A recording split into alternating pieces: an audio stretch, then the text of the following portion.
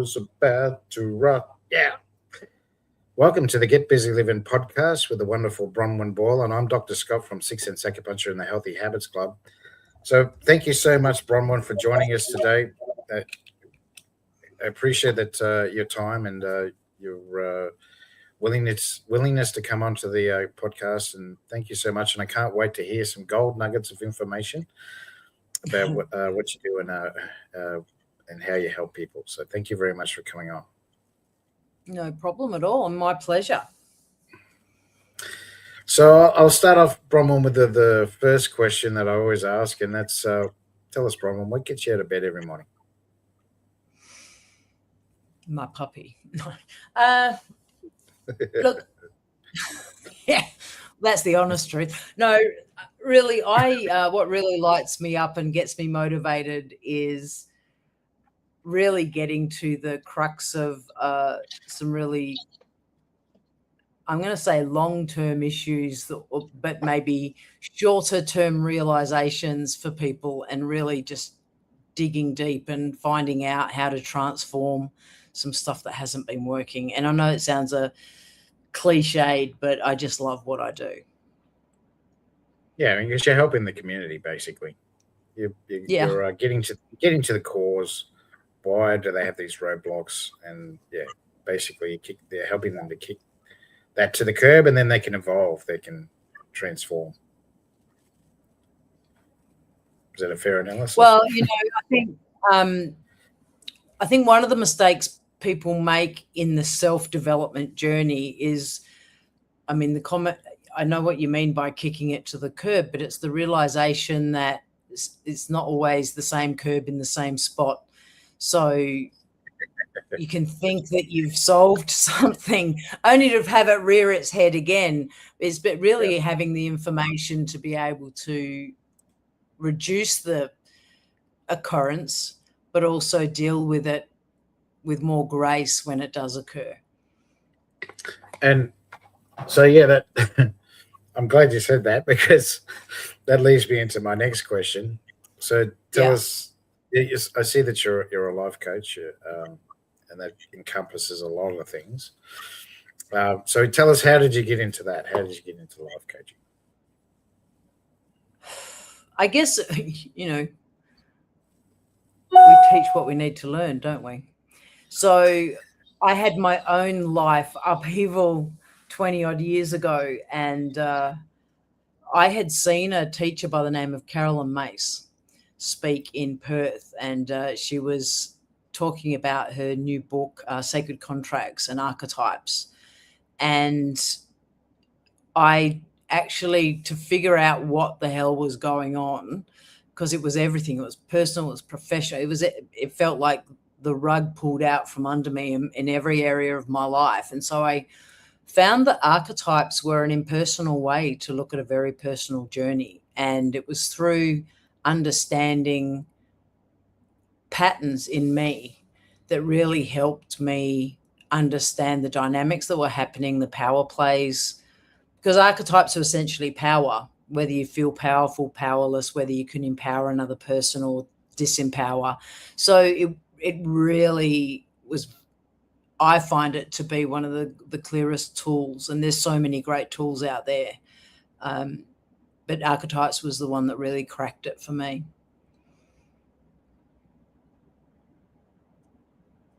Okay. So and so what so obviously you read the book. I suspect. Read the book, drank the Kool-Aid. Yeah. And then what happened? Did you?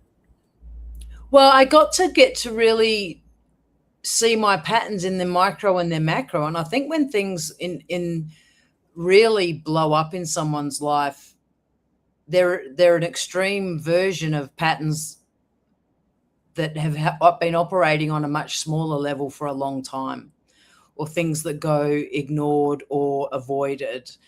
And, I was a conflict avoider. I was a people pleaser, all of that stuff. And it doesn't mean I don't do some of that now. It means I'm much more discerning about how I conduct myself when I'm on my own, not only when I'm on my own, but also with other people. And yeah, I think it just gave me the tools to really reflect, to manage situations, and to work better with people. I think I was always a people person, but we can always be better, right? Absolutely, Mm. absolutely, yeah, yeah. So, and what was I going to say? So, give us an example of macros and micros. I know what it means in nutrition, but what does it Yeah. mean? What Well, does it mean in life? okay, so let's say you're in an office and you've got garden variety things that happen all day, every day. The people that don't know how to say no. Um, and you have little micro interactions with people that accumulate over time. And so, in an office or in a home, you know who to ask, who's least likely to say no to you, who can't say no. And so, the person who can't say no compromises themselves continuously. And at some stage, that accumulation ends up in they've overcommitted, they're overwhelmed. Sometimes it'll be they blow up and big arguments start to happen. So they've got the micro little snits, or the suppressed snits that can accumulate and become a big argument, and it'll be the straw that broke the camel's back. All of those cliches have some truth to them, and people don't understand necessarily, or it looks disproportionate to the issue at hand. But it's not about the issue at hand. It's about the pattern. And once you can find the pattern and how you express it, because after all, the archetype is the template, and how you live your version of that archetype within that template is the patterns that you present with. And, there are some universal patterns that we all share, and then there's some that are particular to us. And so when you have a clearer understanding of the ones that we all share, you read other people better. And when you know your own patterns with a lot more clarity, um, for some people, you can put it like, what are the mysteries? Why do I always? Why do they always? This always happens to me. You hear these comments that people throw out there, and they tell you a lot, but they can get very easily overlooked and dismissed, when really, if you take a bit of time to actually tease it out a little, sometimes it doesn't take much at all. And you go, oh my goodness, I do that every single time. I sabotage this. I do, all of that stuff.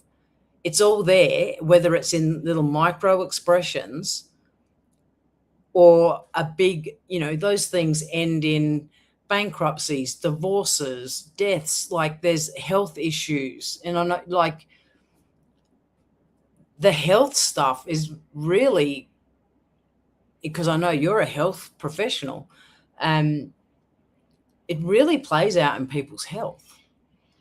And you can steer your ship much better and smoother once you understand your patterns.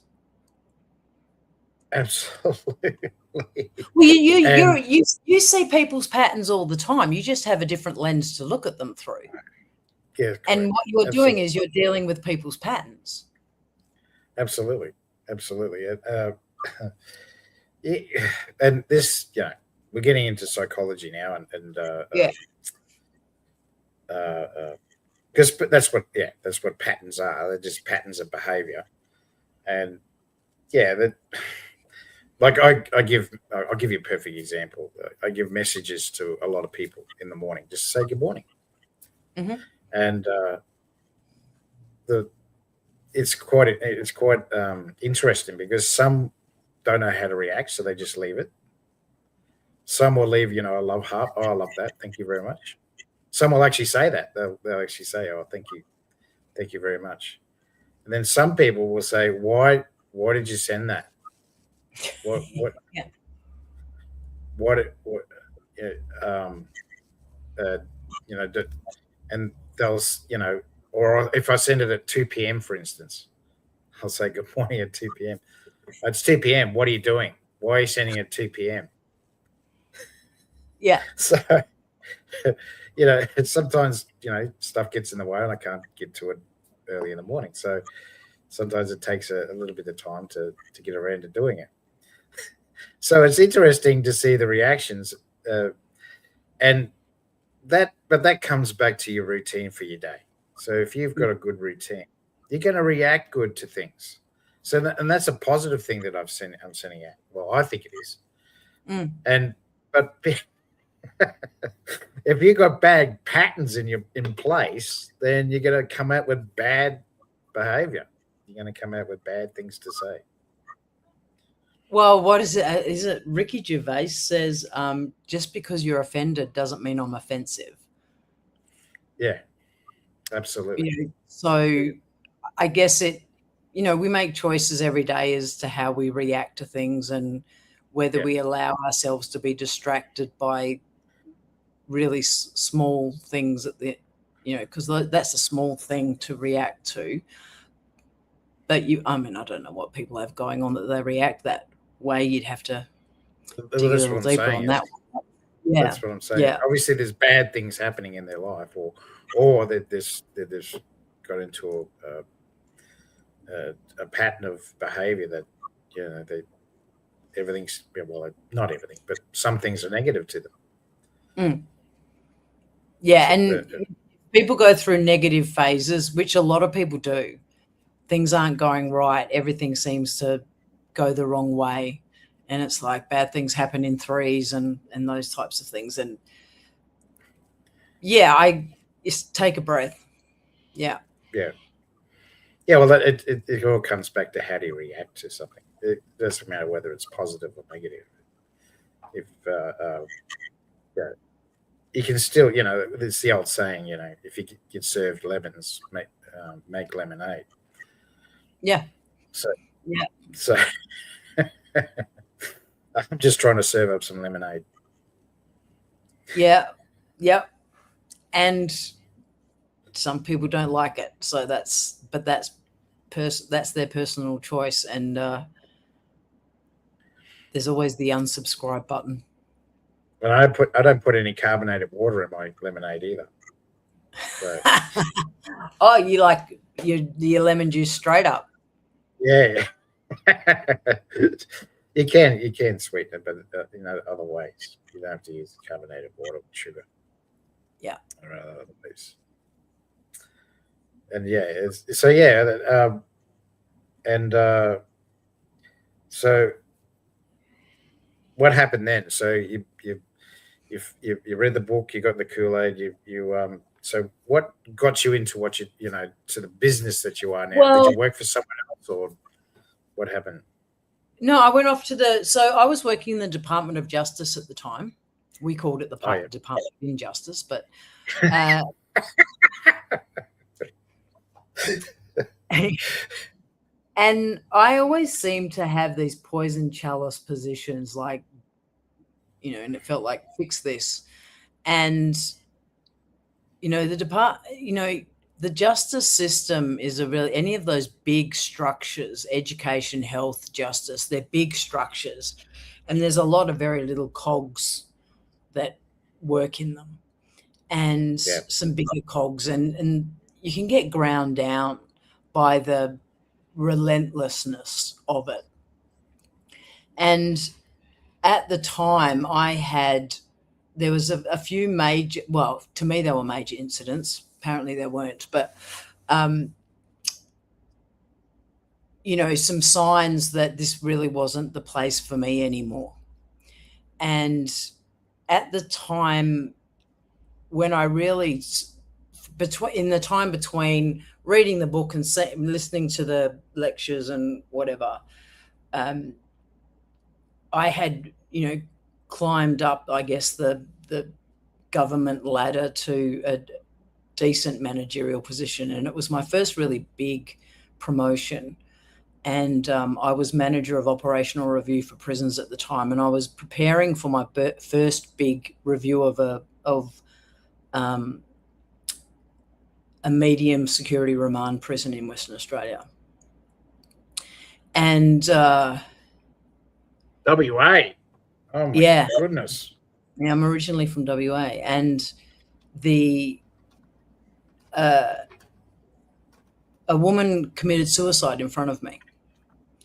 And this woman was connected to me in 4 different ways through 4 different, completely different areas of my life. And so that kind of got me thinking, for why was I here? Why did it happen in front of me? And it set me down a bit of a path. And that really got me into really wanting to help people. So that was life-changing for me. And not that it's all about me, but when you start asking, okay, so what are those big questions? What's my life's purpose? For what reason was I born? All of that stuff. And it's like, okay, so why am I here? What do I do with this? And that's when I went, and around the same time, had a personal major upheaval. And so I thought to myself, this is a big, like the feelings were big, but they weren't unfamiliar. And so I'm like, okay, this kind of feels the same. It's bigger, but the feeling was the same. So I went looking for the patterns and got some answers. And so I left justice. In the end, I exited because there were a few things happening also that I had, by my position, by the end of, I think I was at the parole board, and then I was writing policy, blah, blah. And I was coming across incidents when I was writing policy, and somehow between having been reviewing prisons and some of the issues in the prisons, I was the liaison point between I was the internal reviewer of prisons, and there was an external inspector. So I was the liaison point between the department and the inspector. There was, you can't call them major incidents because they didn't involve huge amounts of people, but they were incidents that showed institutional deficit, considerable deficit. I don't really want to go into the actual stories because they might identify people or whatever, but in the end, I thought I can't do this anymore, because I was in positions that I wouldn't have had big influence, but I could have had some influence. And there was just no way clear. Things weren't going to change. And you had staff that had been around for decades going, oh, they tried that before, And so I found that I was better off to work from the outside in than the inside out. And I went off to the States. I studied archetypes with Carolyn, studied many other modalities all over the world. But I've been working with people with archetypes now for 19 years. And I just keep going because it's the results, the proof's in the pudding. So, yeah, that's how I got into it, and that's why I stayed.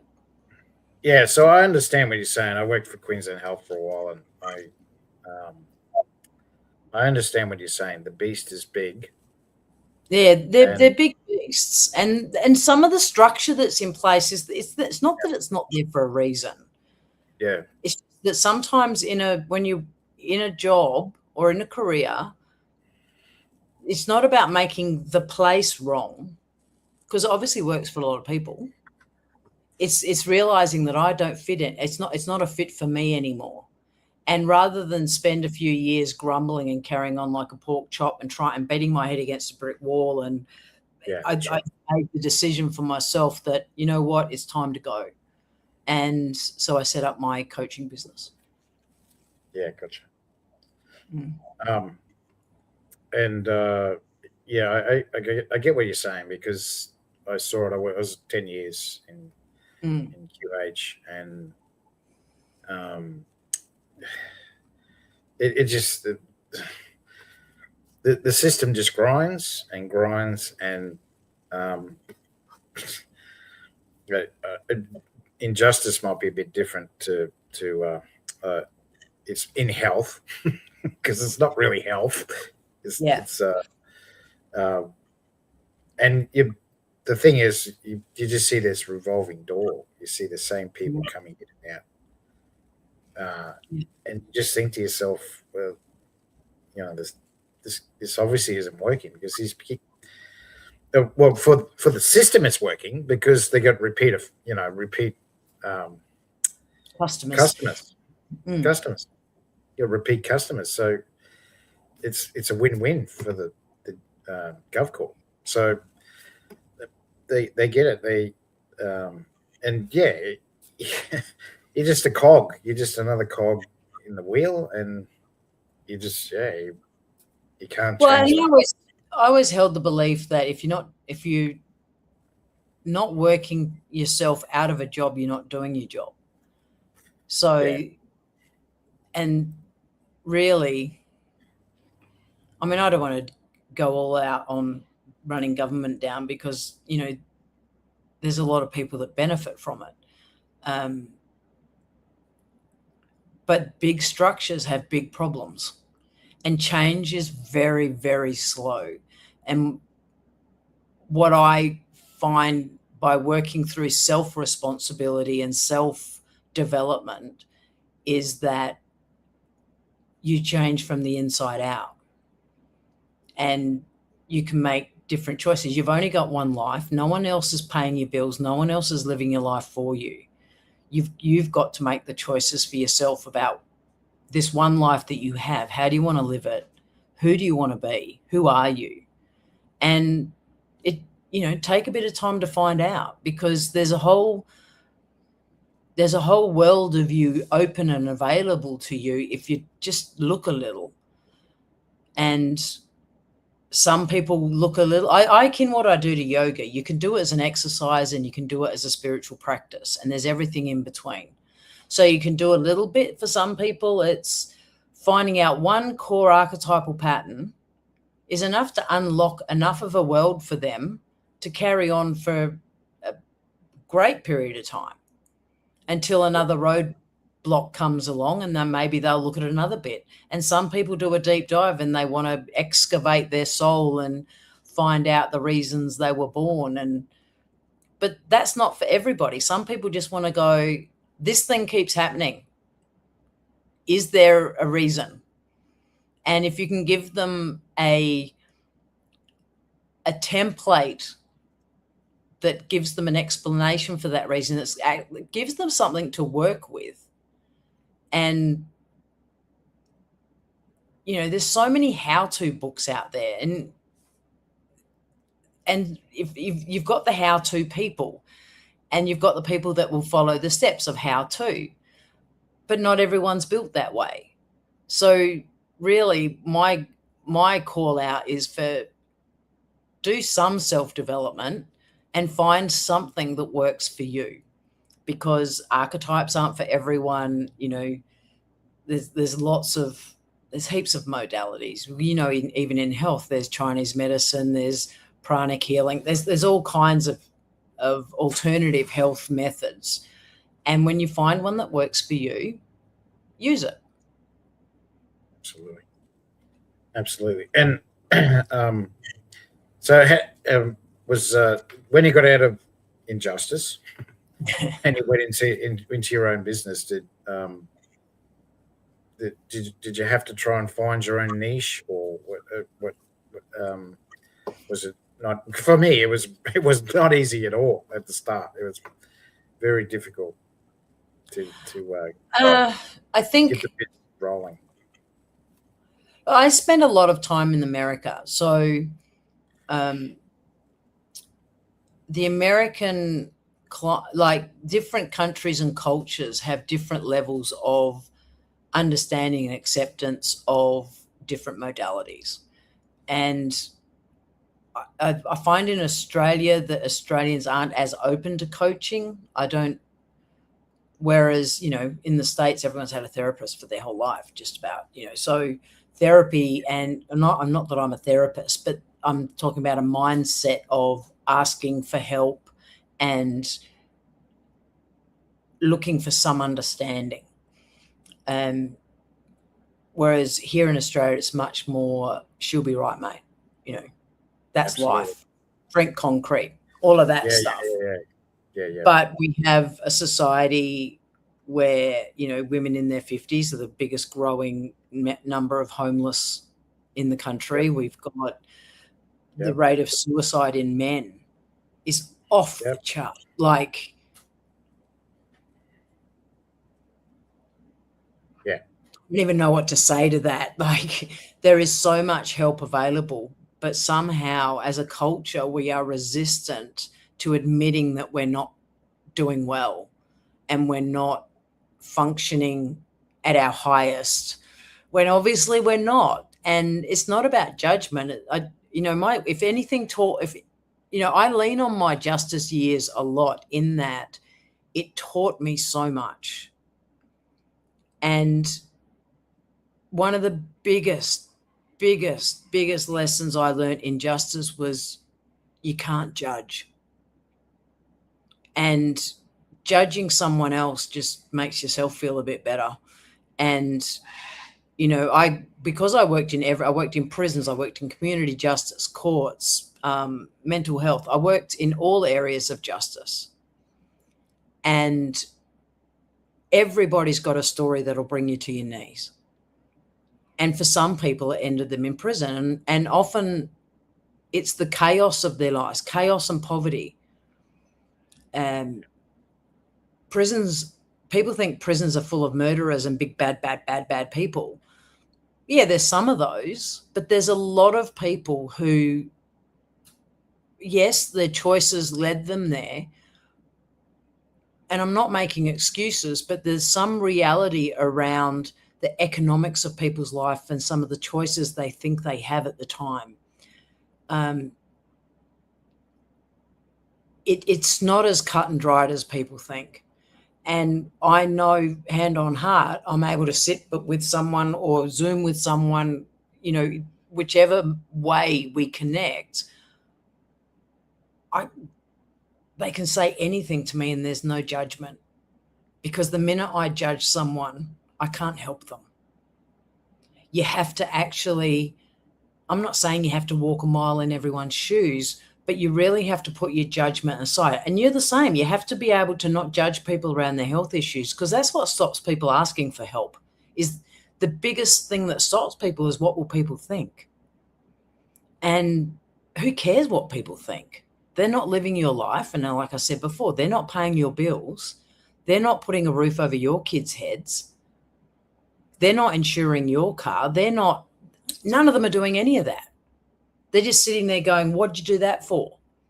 Or that's stupid. Why would you do that? And when you ask someone, okay, so help me out here. What was your thinking process around events when that happened? They can tell you why. A version of why. They can tell you some of the facts and the events that were, so you can see why they did it. They might not be able to tell you the prescribed why they did it, but they can certainly help you to understand some of their reasoning as to how things unfolded. And there's so many incidents, if only this and if only that, if only.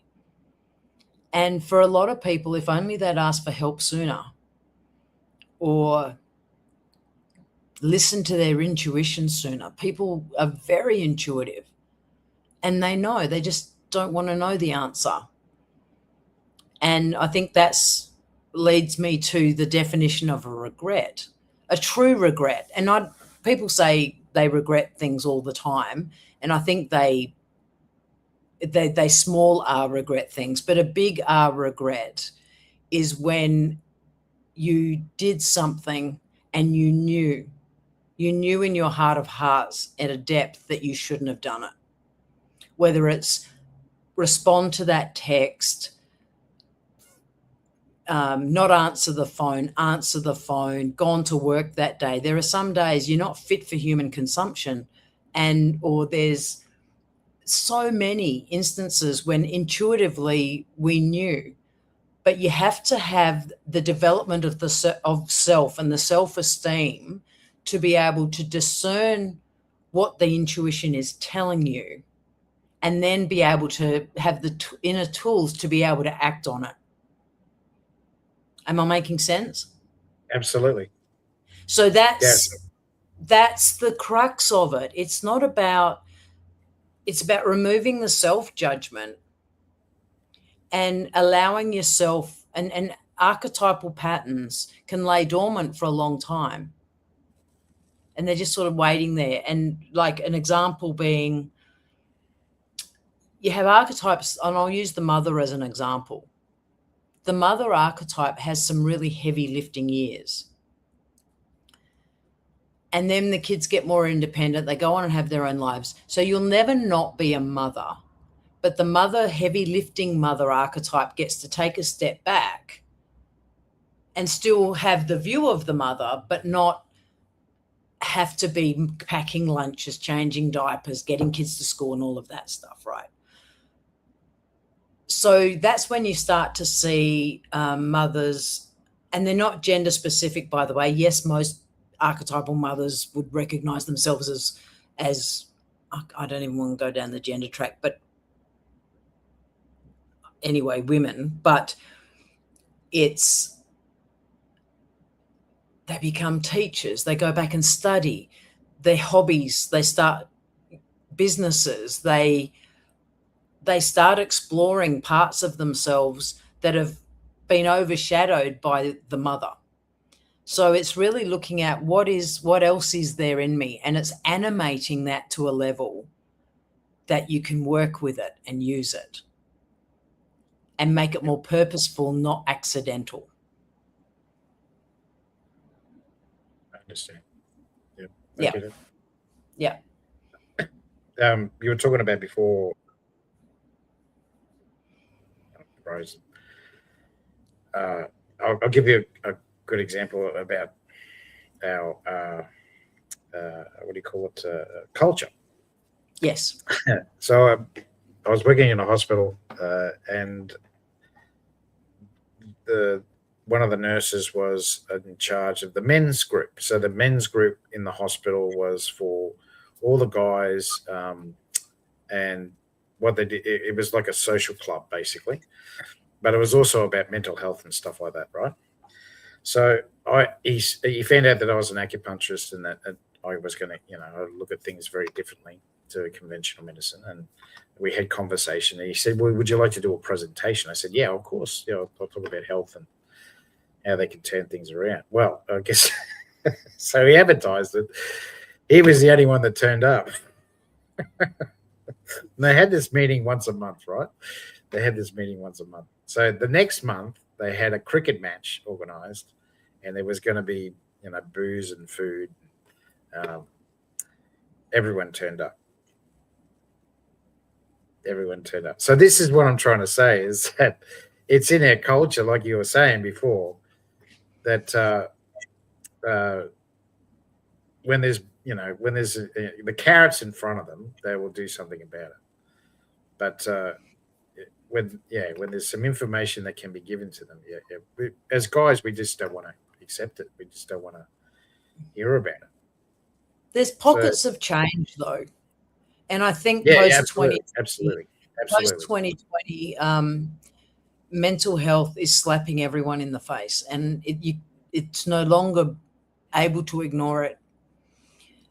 Whether people take it up or not is another story. But I was on a committee for a mental health organisation here in Wagga, and we used to go out and do presentations to different sporting groups and schools and whatever. And I did a couple on construction sites, and it was really interesting because the workplace would put on a barbecue, and everyone would gather, and then for 15, 20 minutes I'd do my spiel about there's no shame in asking for help if you're struggling. I didn't quite put it that way, but it was in a conversational way to say, let people around you know what's going on. You don't have to bare your soul to every Tom, Dick and Harry, but I think even when people show up at work and they don't like their workplace, people show up because of their colleagues and the friends that they've made at work. They may not socialize outside of work, but they show up for the people that they spend a lot of time with. And someone in those groups is find someone that is trustworthy and that you can confide in. And there's a lot of suspicion around like HR processes and the people that their job is to listen to your problems. There's a lot of suspicion around where that information ends up, no matter how confidential people say it is. What are the consequences of speaking on the record? But there's a lot of help because people are much better informed now. They're much more able to, at the very least, direct you somewhere if they can't help you themselves. And sometimes just hearing yourself say something out loud is the first loosening of the issue. And it's when we leave it in our head going around, it's like, a lawnmower going over gravel in your head. The first healthy step you can do is actually speak to somebody. And it's not my life's falling apart necessarily. It might be, you know what, I'm just struggling today. I can't concentrate. I blah, blah. And that for some people is a huge step. And I don't want to sit around in judgment of people that don't speak up. I understand why people don't speak up. But I guess the pain's got to get bad enough for them to make a different choice and to do something different. And for oftentimes it is your partner says, I don't want to be with you anymore. I don't want this marriage. I don't want you. I don't want this job. Whatever the thing is, there's a thing. And people have just got to recognize they don't have all the answers themselves, and maybe somebody else has enough information to help them get that next step. You've only got to take one more step. Absolutely. Yeah, and and that's courage in itself. Yeah. And then for some people, it's absolutely excruciatingly painful to admit something's not well, something's not going right in their life. And they spend a lot of time and energy hiding that from those around them. And often people around them can see, but they can't make you do anything about it. They can poke you every now and again, and it causes arguments and, but a genuine, I think I need to talk to somebody.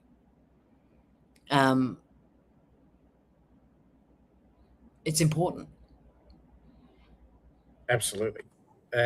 Absolutely. It took the words Your right podcast out. Get Busy Living, right? Get Busy Living,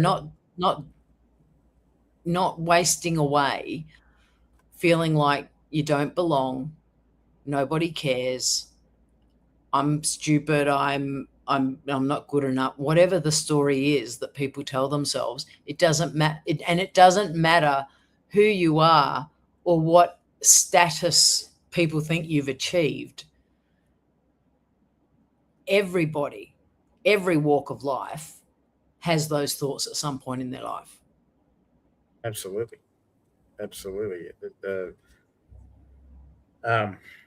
Yeah, and the more experienced you become, the more the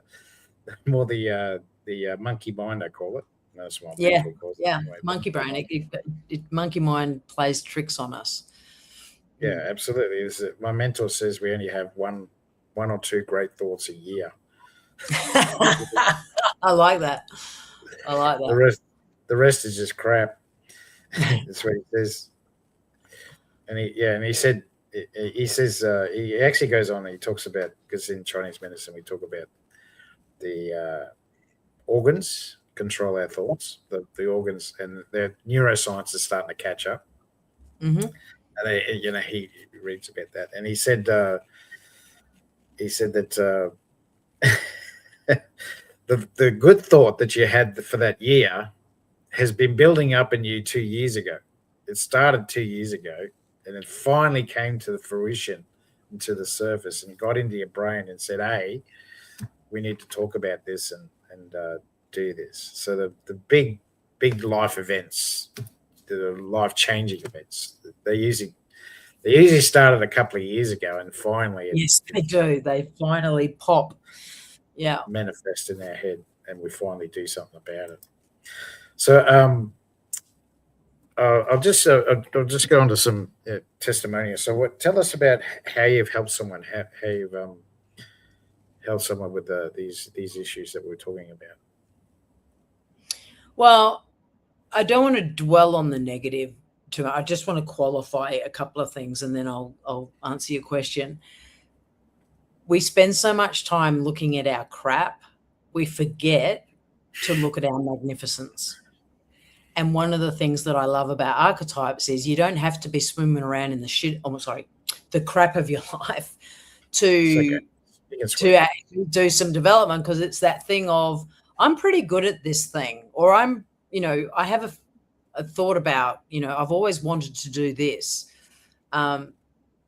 Sometimes it's looking for those patterns or those archetypes that can assist you to get there, or to animate them so that they become part of your team for success. So more often than not, people go for help, or they ask the questions when they're in pain. And then people come along when they're really wanting to look for, I think I'm pretty good at this. How do I get really, really good? And so that's a lot of fun. But you still digress into some other stuff, because there'll be bits getting in the way. But so how have I helped someone? What's the story I can tell? I had this client who had a powerful high. It was like a CEO of a Fortune 500 company. And it came to me through a referral a number of years, it was years ago. And they were a bit of a rageaholic. And they were kind of told, you need to talk to this woman. Anyway, so we had a bit of a chat, and the agreement was that we would work together. I said, look, give me 3 months. And if none of this is working for you, no harm, no foul, you can have your money back. About 3 or 4 weeks in, I got a phone call from somebody who had, the referrer, saying, what did you do? And I'm like, I don't know. What did I do? And they said, they're calm. And I'm like, okay, that's great. And we worked together for a while, and I figured out what I did. And it's not like I do this with everybody, but on this occasion, I had an intuitive hit and I followed it. And I said to this guy, I said, look, I want you to go out and buy yourself a teddy bear or a doll or something that represents your inner child. I said, you can't get your executive assistant to do it for you. Nobody else can go out and buy this thing. You have to buy it yourself. You have to choose it. You have to name it. You have to look after it. And he's like, it wasn't in his wheelhouse of things to do that week, I promise you. And I said, come on, humor me, just humor me. Nothing bad can happen from this. Like, what's the problem? Anyway, so off he goes and he buys, I think it was Beanie Babies back then. And so the instruction then was, take this beanie bag and every morning I want you to tuck the beanie bag into bed and tell the beanie bag that you'll be home after work and I'm all yours, kind of thing. Not, those weren't the words, but I'm playing with you a bit. Yep. Off he goes to work, and I promise you, within a few weeks, whether he noticed it or not at the time, I'm not sure that he did, but he was reporting me that he felt better and calmer, but everyone around him noticed that he wasn't blowing up the way he was previously. And the method of my madness was, the little child in us has more power than anything else. It's the little, and you can see when people descend in age.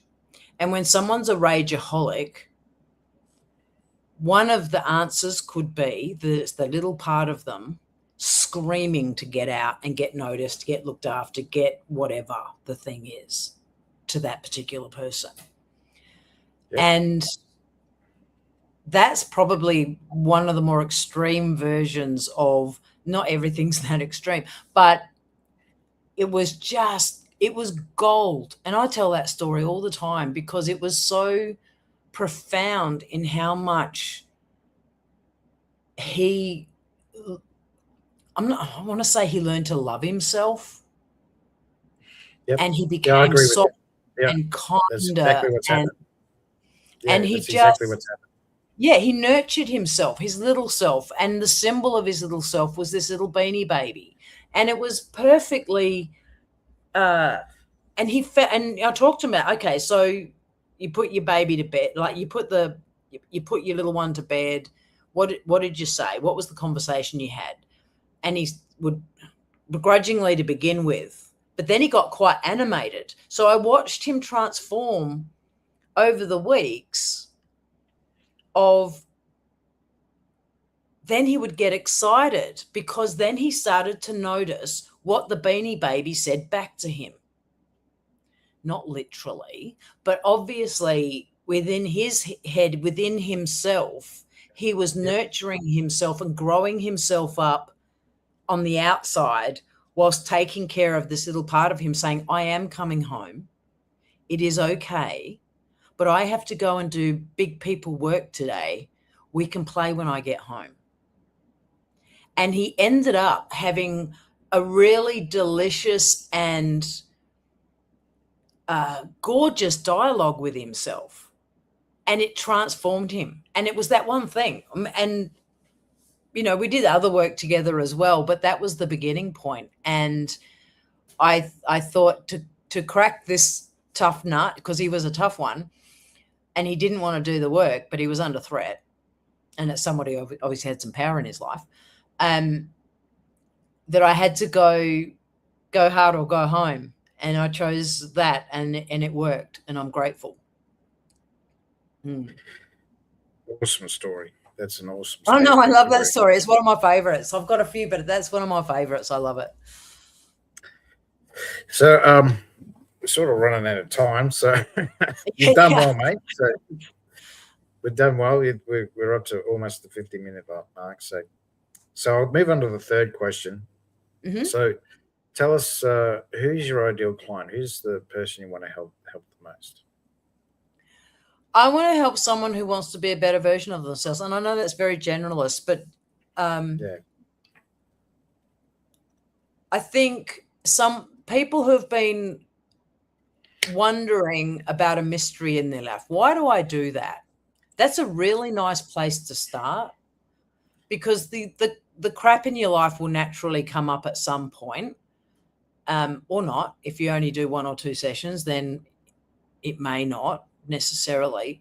But it's a lot of fun to get some understanding around a mystery in your life. I wonder why.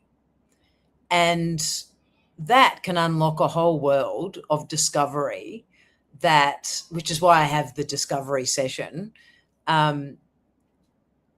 that can really just tweak a direction or shine up. So, because my thought is the version that got you here today, is that the version that can get you the next step, the version that can get you where you want to go? What needs to tweak or be discovered or brushed up to go that next mile? So they're the people I love. I love working with those people because they come with some enthusiasm, or they have an idea, and we get to tease it out and give it an archetype as a tool to help them on their way. And that's exciting. Very cool. And last but not least, tell us what ideas or information would you give to provide lifelong longevity? Lifelong longevity.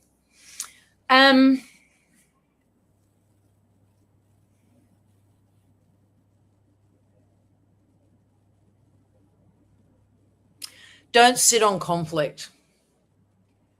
Don't let conflict grow bigger than it needs to be. I think really one of the big lessons is deal with it. Deal with the micro bits before they get too big, because a problem ignored grows. And I think that is a lot to do with people's stress levels in their bodies and their health and their longevity. I really, truly believe that dealing with things as they arise is a very positive step in the right direction for your health. Well, yeah, absolutely. It just brings on more stress, and then what does stress do to us? It tenses us up. And you always feel better afterwards, and it's never as big as you think it's going to be. People often don't react the way they think they are, and it helps to practice what you're going to say. Yeah, absolutely. It's been wonderful having you on, Bronwyn. We appreciate your time, and thank you so much for coming on. And because you didn't bag me too much, who bags you? What's to bag? I'm going to give you access to my health club. So that's the bronze membership. It's worth $11. You get that free for 1 month. Thank coming you. on. So appreciate that. Thank you. There it is. There, just put in free access, and you get access to the when you go to check out. Sorry. And I'd love your feedback. So I teach you about EFT, emotional freedom technique, meditation, nutrition, exercise, roadblocks. I teach you about which I probably won't be able to. Disc profiling. So I teach you about who you are. I teach you about Chinese medicine, acupuncture. Fantastic. And the 8 chronic diseases, the 8 leading, and one of them's mental health. That's we just talked I love it. So. I love it. Fantastic. So, thank you so much, Bronwyn. Appreciate your time, and I did get some gold nuggets today. I'm probably going to have to watch this again because there was a lot. There was a lot of information. I thought, okay. Yeah, I'm sorry. I'm sorry. I'm going to have to, but that's good because it was awesome to listen to you and what you had to say. So thank you so much for coming on to the Get Busy Living podcast. No worries. My pleasure. Thank you. All right, guys. You have a great day and take care. We'll talk to you all very, very soon.